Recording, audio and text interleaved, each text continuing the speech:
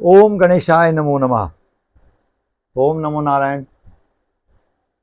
विशेष video के साथ सभी दर्शकों का, भक्तगणों का, ज्येष्ठ मास बहुत ही विशेष मास है वर्ष का। इसको नौ तपा भी बोलते हैं। इसमें 5 मंगलवार पड़ रहे हैं नौ तपा में, जो कि बड़े मंगल के नाम से जाने जाते हैं सभी। तो ज्येष्ठ मास में अनेक प्रकार के पर्व आते हैं, उत्सव आते हैं, त्योहार आते हैं। क्या है? एक इसमें ज्येष्ठ में अभी शनि जयंती, वट अमावस वगैरह अभी बीती है पास के ही समय में। इसके तत्पश्चात गंगा सप्तमी 2025 ज्येष्ठ मास शुक्ल पक्ष सप्तमी तिथि। तो ये क्या है?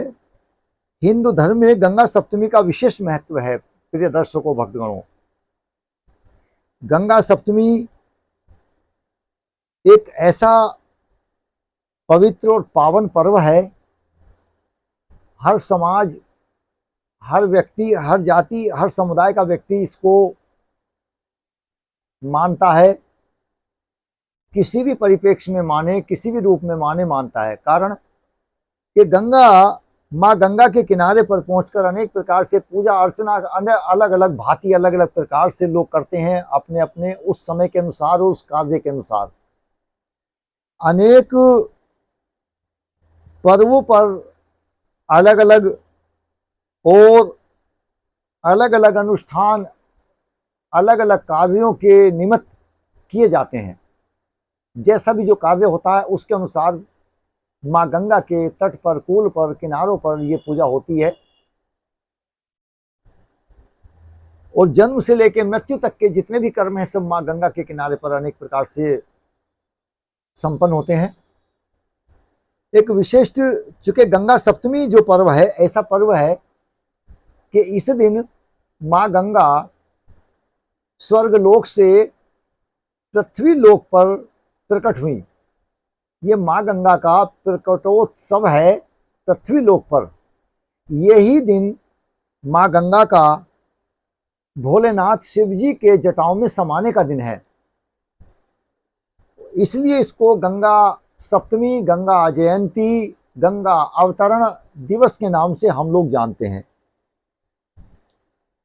तो इस दिन में माँ गंगा का प्रकटीकरण स्वर्गलोक से उतरकर पृथ्वी लोक में हुआ। इसमें स्नान करते हैं अलग अलग प्रकार से। कुछ समुदाय माँ गंगा की विशेष पूजा करते हैं।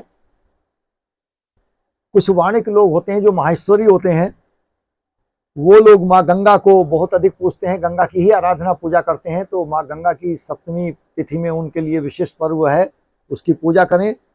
उन सब लोगों को शुभकामनाएं इस पर्व की। साथ ही गंगा दशहरा का भी पर्व है, जो कि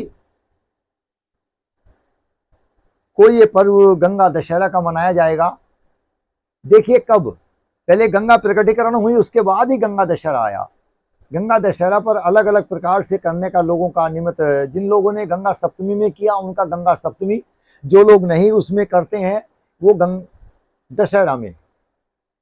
इस दिन में खरबूजे का बड़ा महत्व है, दान देना और ग्रहण करना। सत्तू का बहुत महत्व है, आम का बहुत महत्व है, पंखे आदि का, शरबत का बहुत महत्व है, देना, पिलाना, पीना। आप इन कार्यों को कीजिए, लाभ लीजिए, गंगा स्नान कीजिए। गंगा स्नान का बहुत अधिक महत्व है। प्रिय दर्शकों, इस दिन में आप पूर्ण रूप से स्नान आदि कीजिए अपने पारिवारिक जनों के साथ में, या जिस प्रकार से भी आपको उचित लगता है वो स्नान करें। माँ गंगा की आरती लें। माँ गंगा की आरती लेना इस दिन बहुत आवश्यक होता है। स्नान कीजिए और माँ गंगा का दर्शन कीजिए।